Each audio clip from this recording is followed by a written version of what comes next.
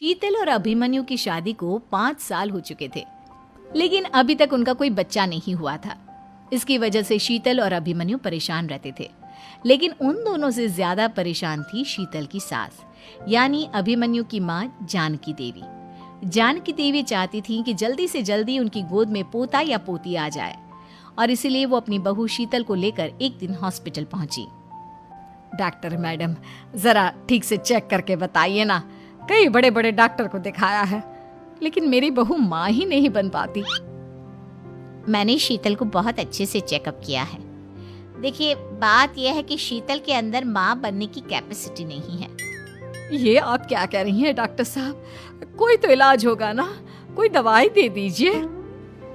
देखिए, कुछ प्रॉब्लम ऐसी होती है जिनका कोई ट्रीटमेंट नहीं होता। आई एम सॉरी टू से, लेकिन शीतल कभी माँ नहीं बन सकती, क्योंकि उसके यूट्रस में अंदर से ही कुछ प्रॉब्लम है।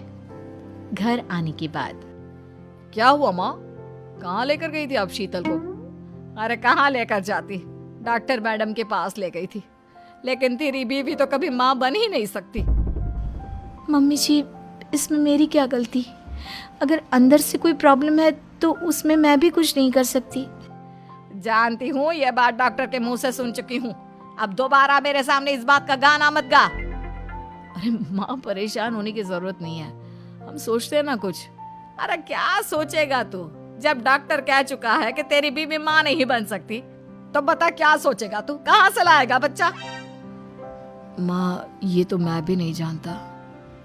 अभिमन्यु, क्यों ना हम अनाथ आश्रम से एक बच्चा गोद ले आए? क्या फर्क पड़ता है बच्चा हमारा हो या गोद लिया हुआ? आई बड़ी बातें बनाने वाली। क्या फर्क पड़ता है? अरे क्यों फर्क नहीं पड़ता? मुझे इस वंश को आगे बढ़ाने के लिए मेरे बेटे का खून चाहिए, किसी दूसरे का नहीं। लेकिन माँ, आप जानती हैं कि ये अब पॉसिबल नहीं है। मैं कुछ नहीं जानती। मैं किसी पराये की औलाद को इस घर में अपना पोता या पोती बन के बढ़ता हुआ नहीं देख सकती। मेरा वंश मेरे बेटे के खून से ही आगे बढ़ेगा। लेकिन मम्मी जी, ऐसा कैसे हो पाएगा? आप अच्छी तरह जानती है ना, मेरा और अभिमन्यु का बच्चा नहीं हो सकता। तो मैं अपने बेटे की दूसरी शादी करवाऊंगी, और अपनी दूसरी बीवी से यह मुझे बच्चा पैदा करके देगा। ये आप क्या कह रही हैं माँ? मैं किसी और से शादी नहीं करने वाला। मेरे रहते हुए आप अभिमन्यु की शादी किसी और से करवाएंगी? मम्मी जी, आप ऐसा कैसे कर सकती हैं? तू बस देखती जा बहू, मैं ऐसा कैसे कर सकती हूँ। कुछ दिनों के बाद, अभिमन्यु, मैंने तेरे लिए लड़की ढूंढ ली है। माँ, मैं आपको कितनी बार समझाऊं, मुझे किसी से शादी नहीं करनी है। पहले मेरी बात सुन।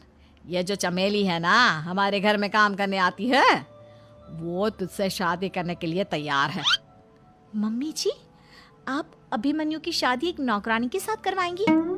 वो इसलिए क्योंकि चमेली दिखने में बहुत खूबसूरत है, बच्चा भी सुंदर ही होगा। मम्मी जी, लेकिन एक बच्चे के लिए अपने बेटे की शादी नौकरानी के साथ करवाना, क्या ये सही है? अगर अभिमन्यु ने शादी नहीं की ना, तो मैं अपनी जान दे दूंगी। अब देख लो, अगर तुम्हें अपनी माँ की जान प्यारी है तो तुम्हें इस नौकरानी के साथ शादी करनी ही होगी। इस तरह जानकी देवी अपने बेटे अभिमन्यु की शादी नौकरानी चमेली के साथ करवा देती है। कुछ दिनों के बाद, नौकरानी से मालकिन बन के तो मजा आ गया। अब तो मैं इस घर की मालकिन हूँ। देखो, अपने आप को ज्यादा मालकिन समझने की कोशिश मत करो। एक बार तुम्हारा और अभिमन्यु का बच्चा इस दुनिया में आ जाए, उसके बाद तुम इस घर से हमेशा के लिए चली जाना। अरे जाओ जाओ, किसी और के आगे बातें बनाना। एक बच्चा तो पैदा नहीं कर सकी, बढ़िया आई। जाओ, जाकर मेरे लिए कॉफी बना कर लाओ। नौकरानी मैं हूँ या तुम? मम्मी जी, देखिए ना, शीतल मुझसे किस तरह से बात कर रही है। शीतल, तुम्हें पता है ना चमेली प्रेग्नेंट है, मेरे बेटे के बच्चे की माँ बनने वाली है। वो जैसा कहती है वैसा करो। लेकिन मम्मी जी, वो मुझे नौकरों की तरह ट्रीट कर रही है। अरे तो करेगी ना, वैसे भी बहू तुम हो किस काम की? एक बच्चा तो पैदा नहीं कर सकती। जाओ, अब घर के सारे काम करो और चमेली को आराम करने दो। थैंक यू मम्मी जी, भगवान आपका भला करे।